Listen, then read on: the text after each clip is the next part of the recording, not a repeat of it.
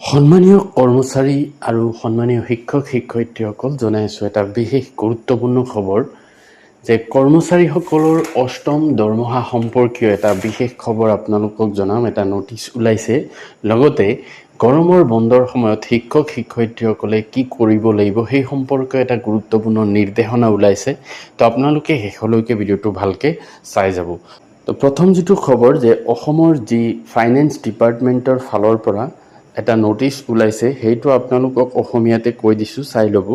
যে এইটো অসম চৰকাৰ বিত্ত দৰমহা গৱেষণা বিভাগ দিছপুৰৰ ফালৰ পৰা আৰু প্ৰেৰণ কৰিছে অতিৰিক্ত সচিব অসম চৰকাৰ বিত্ত বিভাগ আৰু প্ৰাপক হ'ল সভাপতি সাধাৰণ সম্পাদক সৰ্ব অসম বা সদৌ অসম স্নাতক কৰ্মচাৰী পৰিষদ গুৱাহাটী তেওঁলোকলৈ।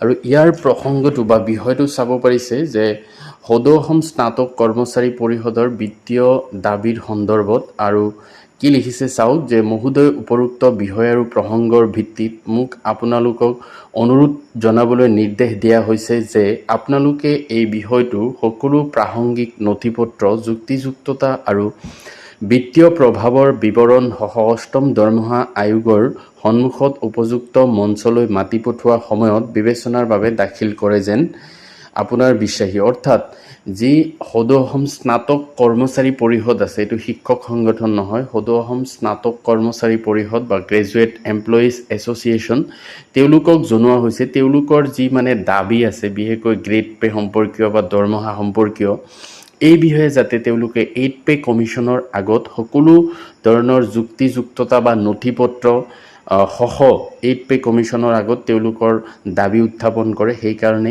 এই নিৰ্দেশনাটো দিয়া হৈছে। তাৰপিছত চাওক দ্বিতীয় খবৰটো যে শিক্ষকসকলে গৰমৰ বন্ধৰ সময়ত শিক্ষক-শিক্ষয়িত্ৰীসকলে কি কৰিব লাগিব। প্ৰতি সকলো বিদ্যালয়ৰ প্ৰধান উচ্চতৰ মাধ্যমিক আৰু উচ্চ মাধ্যমিক বিদ্যালয়, চৰকাৰী আৰু প্ৰাদেশিকৃত বিদ্যালয়, আদৰ্শ বিদ্যালয় আৰু সকলো কস্তুৰবা গান্ধী বালিকা বিদ্যালয়লৈ পঠাইছে। আৰু ইয়াৰ বিষয়বস্তুটো হ'ল গ্ৰীষ্মকালীন বন্ধৰ সময়ত বিদ্যালয়সমূহে গ্ৰহণ কৰিবলগীয়া কাৰ্যসূচী। মহাশয়া, গ্ৰীষ্মকাল বিশেষকৈ ছাত্ৰ ছাত্ৰীসকলৰ বাবে এটি গুৰুত্বপূৰ্ণ সময়। পঢ়া শুনাৰ নিয়মীয়া চাপৰ পৰা অলপ সময়ৰ বাবে পৰিত্ৰাণ পোৱা এই সময়খিনিতে তেওঁলোকে জীৱনৰ বিভিন্ন দিশত নিজৰ অগ্ৰগতিৰ সুযোগ লাভ কৰে। এই সময়খিনিকে অৰ্থবহ কৰি তোলাৰ এটি উৎকৃষ্ট মাধ্যম হৈছে গ্ৰীষ্মকালীন বন্ধ।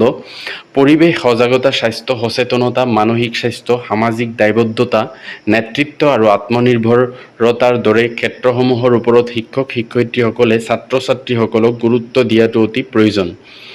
গতিকে সকলো বিদ্যালয়ে গ্ৰীষ্মকালীন বন্ধৰ সময়ছোৱাত পালন কৰিবলগীয়া বিষয়সমূহ। ছাত্ৰ ছাত্ৰীসকলক প্ৰতিটো বিষয়ত গ্ৰীষ্মকালীন বন্ধৰ গৃহকৰ্ম দিয়াটো বাধ্যতামূলক। অৰ্থাৎ প্ৰত্যেকজন ছাত্ৰ ছাত্ৰীক যাতে গ্ৰীষ্মকালীন বন্ধৰ সময়ত কি কি কাৰ্য কৰিব তাৰ কাৰণে গৃহকৰ্ম দি দিয়া হয়। প্ৰতিটো শ্ৰেণীৰ ছাত্ৰ ছাত্ৰীসকলৰ হোৱাটছএপৰ গ্ৰুপ থকাটো নিশ্চিতকৰণ আৰু হোৱাটছএপৰ জৰিয়তে গ্ৰীষ্মকালীন বন্ধৰ সময়ছোৱাত ছাত্ৰ ছাত্ৰীসকলৰ পৰ্যবেক্ষণ কৰিব।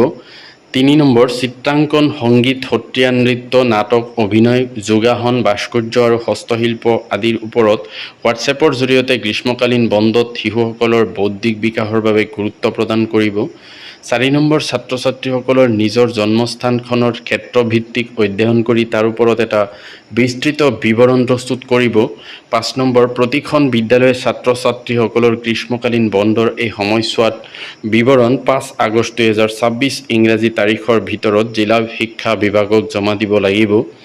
গ্ৰীষ্মকালীন বন্ধৰ অন্তত বিদ্যালয় পুনৰ আৰম্ভ হোৱাৰ পূৰ্বে বিদ্যালয়ৰ শ্ৰেণীকোঠা, কাৰ্যালয় কক্ষ আৰু সমগ্ৰ চৌহদ চাফ চিকুণ কৰাটো বিদ্যালয় প্ৰদানৰ বাবে বাধ্যতামূলক।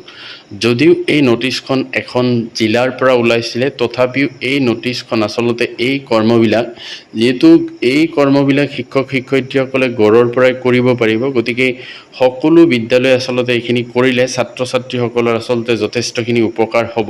সেইকাৰণে এই খবৰটো আপোনালোকলৈ আগবঢ়াইছোঁ। আৰু এই নটিচখন ওলাইছিলে বৰপেটা জিলাৰ যি বিদ্যালয়সমূহৰ পৰিদৰ্শক আছে তেখেতৰ কাৰ্যালয়ৰ পৰা। গতিকে অন্যান্য জিলাৰ যিসকল শিক্ষক-শিক্ষয়িত্ৰী আছে তেওঁলোকে আচলতে এই নিয়মটো ফ'ল' কৰিলে তেওঁলোকৰ ছাত্ৰ ছাত্ৰীসকলো যথেষ্ট পৰিমাণে উপকৃত হ'ব। তো এইখিনি আছিলে গুৰুত্বপূৰ্ণ খবৰ। ভিডিঅ'টো ভাল লাগিলে লাইক, কমেণ্ট কৰিব আৰু মোৰ চেনেলটো ছাবস্ক্ৰাইব কৰি থ'ব। Thank U.